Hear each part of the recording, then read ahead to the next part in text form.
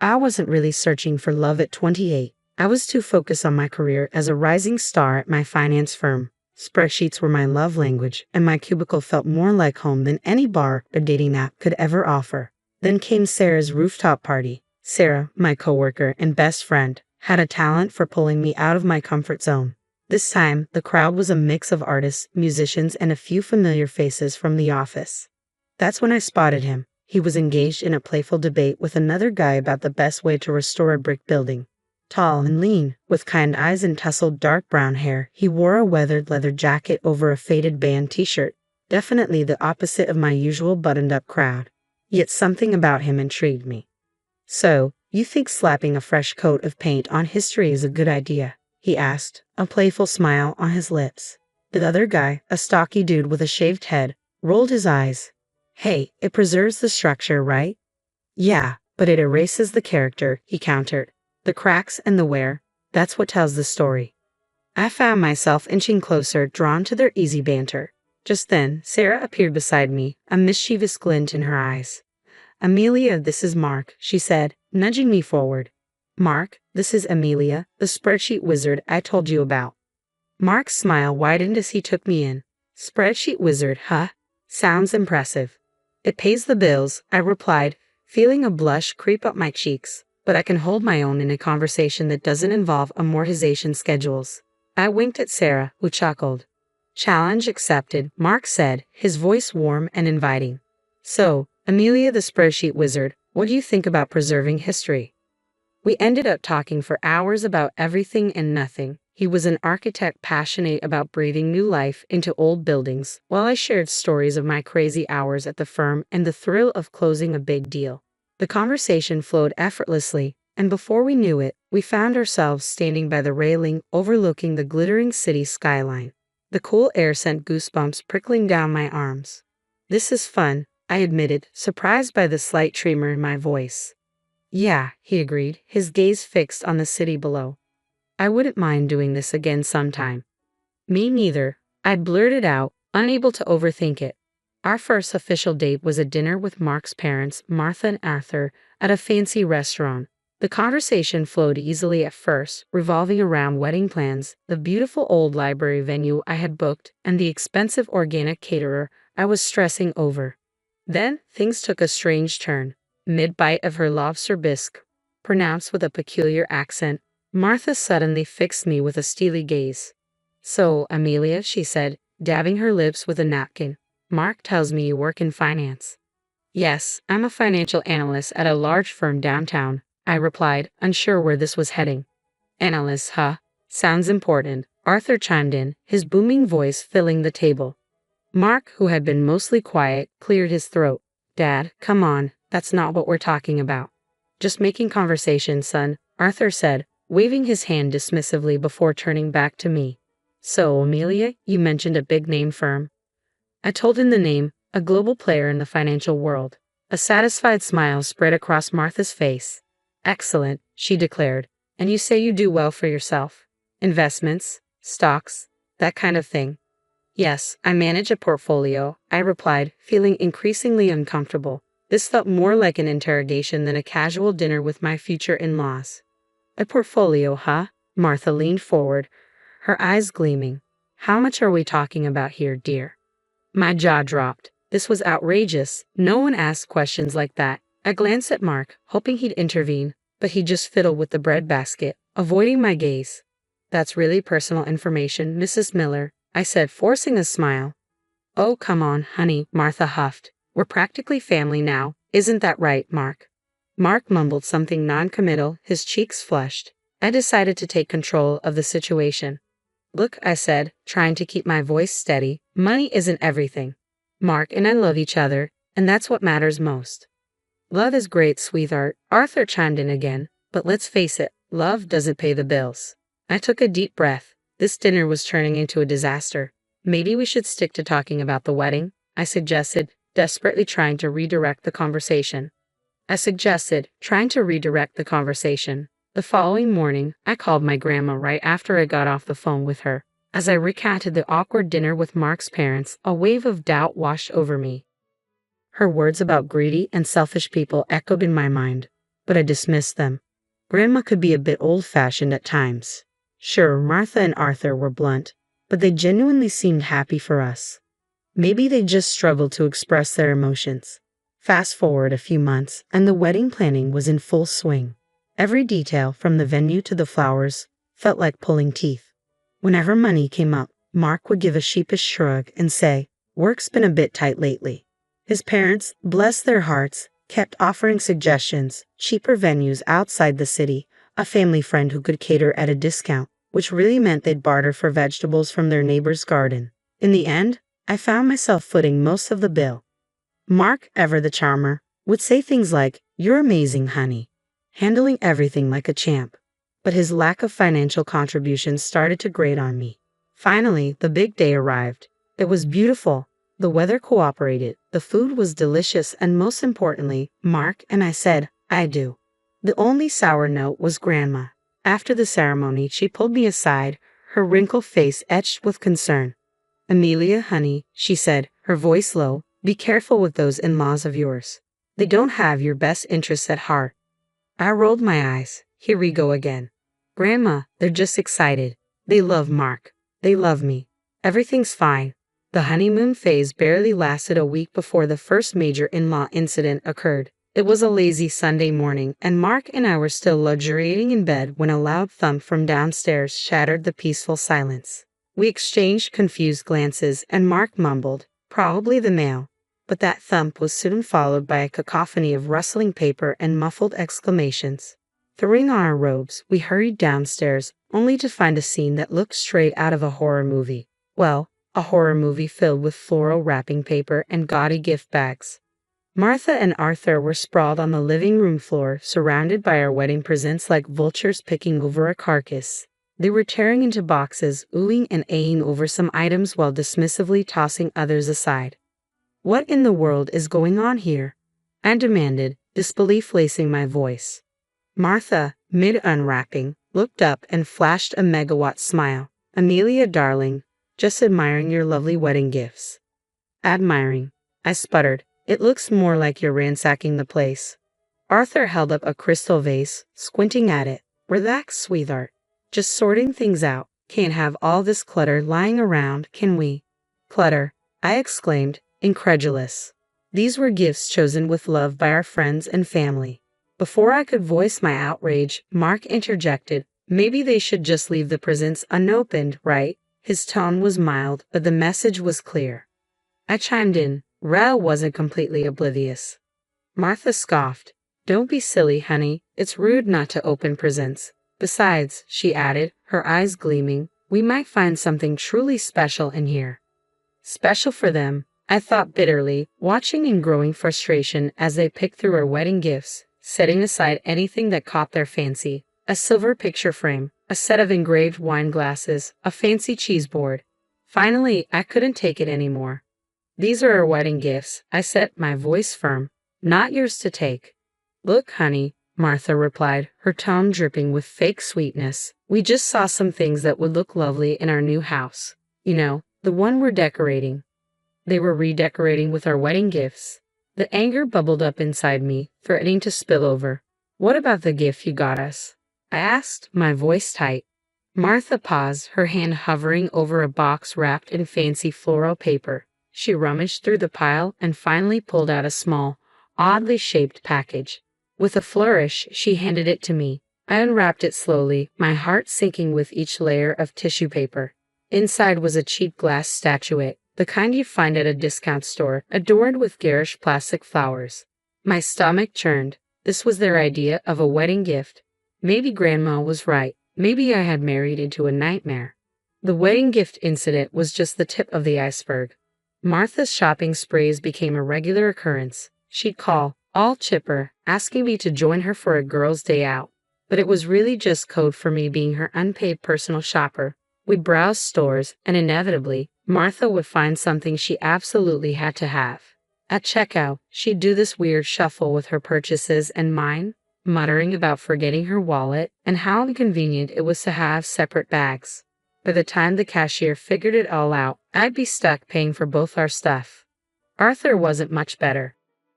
Weekends were his prime visiting time. He'd waltz in unannounced, plop himself down on the couch, and proceed to spend the entire day glued to the TV, inhaling whatever snacks I had on hand. When I finally mustered the courage to ask him why he spent so much time at our place, he looked at me with a straight face and said, "Saves money on groceries and electricity, doesn't it?" The audacity of the man. Did he think we were running a charity? Mark, ever the peacekeeper, just rolled his eyes and muttered something about Dad needing some company. But the birthday dinner was the final straw. I decided to treat myself to a nice night out at a fancy restaurant to celebrate another year older and hopefully wiser. Naturally, I invited Martha and Arthur. A big mistake. The menu was a bewildering array of French names and unfamiliar ingredients, but undeterred, Martha and Arthur ordered the most expensive dishes, pronouncing them with a confidence that masked their complete lack of knowledge. Halfway through the meal, Martha pushed her plate away, declaring that the escargot was too slimy. Arthur, meanwhile, choked on a mouthful of bouillabaisse, spraying saffron broth across the table. The entire evening was a disaster. By the time the bill arrived, my blood pressure was through the roof. The cost of that meal could have fed us for a month. And guess who offered to chip in? Nope, not Mark. He just sat there, oblivious, while I choked out a strained thank you to the waiter and reached for my credit card. Back home, fuming and frustrated, I finally confronted Mark. "How can you just let your parents walk all over you like that?" I demanded. "Come on, babe," he said dismissively. "It's not a big deal. They're just, like that." "Like what?" "Selfish and entitled." I shot back. "Mark, this isn't okay." He sighed, running a hand through his hair. "Look, I love you, but you've got to pick your battles. My parents are, well, my parents. They're not going to change." Maybe he was right. Perhaps I had been naive, hoping to change them, to somehow mold them into the in-laws I'd always dreamed of. But the reality was staring me in the face. Martha and Arthur were who they were, and that wasn't going to change. The birthday dinner debacle was a turning point, but it wasn't the end. Their gift-giving strategy became painfully clear. Shower us with cheap, impersonal trinkets on holidays and expect extravagant presents in return. A framed picture of a lighthouse for Christmas. Try a top-of-the-line espresso machine for Mother's Day. According to Martha's logic, any hint at the unbalanced value of gifts resulted in a lecture about family and not keeping score. My grandma, bless her soul, wouldn't dream of asking for anything. Every time I'd inquire about a holiday gift, she'd brush it off with, "Honey, I have everything I need. Just come visit. That's all that matters." Meanwhile, Martha and Arthur treated gift-giving like a competitive sport. They show up unannounced, a triumphant glint in their eyes, brandishing their latest treasures. A chipped ceramic fruit bowl for Christmas, a set of mismatched oven mitts decorated with faded cartoon cats for Valentine's Day. Each offering felt like a slap in the face.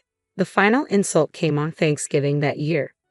I had opted for a quiet night in just Mark and me. Maybe we'd order some takeout and watch a movie. But of course, Martha and Arthur had other plans. They barged in, laden with shopping bags, their faces plastered with self-satisfied grins. "Happy Thanksgiving, sweetie," Martha trilled, thrusting a brightly wrapped package at me. I unwrapped it, my stomach sinking. Inside was a gaudy scarf, the kind you might find at a gas station gift shop. The flowers were fake and plastic, and the fabric felt like sandpaper against my skin. "It's perfect, isn't it?" Martha beamed. "It matches your new coat." "Perfectly." I forced a smile. The coat in question was a vintage find I'd scored at a thrift store. The scarf, however, clashed spectacularly. "Thanks, Martha," I mumbled, trying to mask my disappointment. Meanwhile, Arthur was holding up a small box. "And for you, son," he declared, "a little something to help you unwind after a long day at work." Mark's eyes lit up as he eagerly tore into the box, revealing a pack of cheap drugstore cigars, the kind that smelled like dirty ashtrays and regret. "Thanks, Dad," Mark said, a genuine smile spreading across his face. That was it, the final straw. Here I was, staring at a birthday gift that insulted my taste and a husband who seemed more excited about a pack of drugstore cigars than his wife's well-being. Anger simmered inside me, threatening to boil over. But instead of exploding, I did something completely unexpected. I took a deep breath, forced a smile, and thanked them for the lovely gifts. A glimmer of hope arrived with my work performance. I landed the coveted quarterly award and a hefty bonus that practically screamed, "Celebrate." Venice, with its romantic canals and rich history, had always been a dream destination. Knowing I spoke fluent Italian sealed the deal. This trip would be a chance to reconnect with Mark and escape the suffocating grip of his parents for a while. Except news travels fast, especially bad news to eager ears. Upon learning of our travel plans, Martha and Arthur descended like hungry vultures. Venice, huh? Martha said, her eyes gleaming with a disturbing avarice. Sounds delightful. Always wanted to see those gondolas up close. Actually, I interjected, trying to be polite, this trip is just for Mark and me. A little romantic getaway. Arthur scoffed. Come on, Amelia, don't be selfish. We've never been to Europe, let alone Venice. Think of the pictures. Pictures. This wasn't about a photo op with gondolas. It was about escaping their smothering presence. I'm sorry, but, I said, my voice firm, this is a trip for two. My polite refusal triggered a meltdown of epic proportions. They called me selfish and greedy, accusing me of trying to alienate Mark from his family. The worst part, Mark, ever the peacekeeper, didn't stand up for me. Instead, he mumbled something about maybe they could come along and that it wouldn't be that bad. That's when I realized this wasn't just about a trip anymore. This was about boundaries, respect, and whether our marriage could survive his parents' constant intrusion. I looked at Mark, my voice laced with ice. Absolutely not. This is our trip, and they are not invited. The fight that followed was brutal. Harsh words were exchanged, and accusations flew like daggers. By the end, a heavy silence settled between us. We retreated to opposite ends of the apartment, a cold war brewing in our once happy home. Days blurred together, and the silence in the apartment was a constant reminder of the chasm that had opened between Mark and me. I didn't call his parents. The mere thought of their entitled whining made my stomach churn. Mark remained in his self-imposed exile. The only communication between us was a muted good morning in the kitchen each day. Then, on a random Saturday morning, I woke up to an empty apartment and a sinking feeling in my gut. My phone buzzed on the nightstand, the notification sound grating on my nerves. Glancing at it, my blood ran cold. Airline ticket confirmations, 3 of them to Venice, purchased from my account. Panic clawed at my throat. No, it couldn't be. But as I scrolled through the confirmations, the sickening truth settled in. Mark, with the audacity of a seasoned thief, had used my trusted access to our bank account to book not only his own ticket to Venice, but 2 more for his precious parents. Hotel reservations were also courtesy of my hard-earned money. It confirmed my suspicions. He'd gone behind my back, completely disregarding my feelings, and booked a vacation for himself and his leech-like family with my money. The anger, hot and furious, burned away any remaining affection I had for him. My fingers flew across the screen, canceling the return flights and hotel rooms. Next, with steely resolve, I revoked Mark's access to my bank account. It was a small act of defiance in the face of their colossal selfishness. A few hours later, my phone erupted with a call. Mark's name flashed on the screen, but I let it go to voicemail. The notification arrived a moment later, his voice laced with panic and fury. Amelia, where the hell are you? We're supposed to be checking into the hotel. What did you do with the tickets? I deleted the message without listening. Then came a barrage of texts from both Mark and Martha, a mix of demands, accusations, and veiled threats. Mark's final message sent a dark chill rippling through me. If you don't give me back access to the account and get us on that damn plane, Amelia, we're done. Consider this your divorce notice. With newfound clarity, I started making my own plans. I contacted a lawyer, and with each step toward independence, the weight lifted from my shoulders. Mark's divorce notice might as well have been a gift. I didn't wait for him to waltz back in with his tail between his legs. Packing was cathartic. Clothes went into suitcases, knickknacks into boxes. But the gifts from Martha and Arthur, those gaudy trinkets and mismatched sets, I left untouched. I lined them up on the living room floor, a Garish monument to their selfishness. A final act of defiance before I slammed the door shut on that chapter of my life. Grandma's house, with its familiar scent of cinnamon rolls and worn furniture, felt like a warm hug. Tears streamed down my face as I recounted the entire ordeal, the hurt and anger spilling out like a dam breaking. Grandma listened patiently, a sad smile on her lips. I told you, honey, she said softly, her voice laced with a hint of I told you so, but mostly concern. Sometimes you've got to learn things the hard way. I know, I said, newfound determination settling in my voice. Maybe this is a good thing. Now I know what to look for, what to avoid. A few days later, a knock on the door shattered the peace of the afternoon. My heart lurched, but before I could react, Grandma ushered me toward the back room. Peeking through the curtain, I saw Mark standing there, looking lost and dejected. "Amelia, please," he pleaded, his voice thick with desperation. "Let me explain." Grandma opened the door a crack, her expression unreadable. Mark launched into a groveling apology, spewing words about realizing his mistakes and trying to distance himself from his parents. The anger that had been simmering inside me bubbled over. I barged into the hallway, a cold fury in my eyes. "Distance himself," I scoffed. "Mark, you were about to spend my money taking them on a vacation. This isn't about you suddenly seeing the light. This is about you being comfortable. Comfortable because I paid the bills and bought your parents presents." He opened his mouth to protest, but I cut him off. "No, Mark, this is over. I don't want to build a life with someone who prioritizes comfort over respect or someone who lets his parents walk all over him and his wife. I deserve better than that." Mark's face crumpled, but this time I felt no pity. The door shut with a finality that echoed in the silence that followed. Maybe Grandma was right. Maybe this wasn't the end. Maybe it was the beginning of something new, something better. A life free of entitled in-laws, a life filled with respect, and maybe someday, love that wasn't selfish or convenient.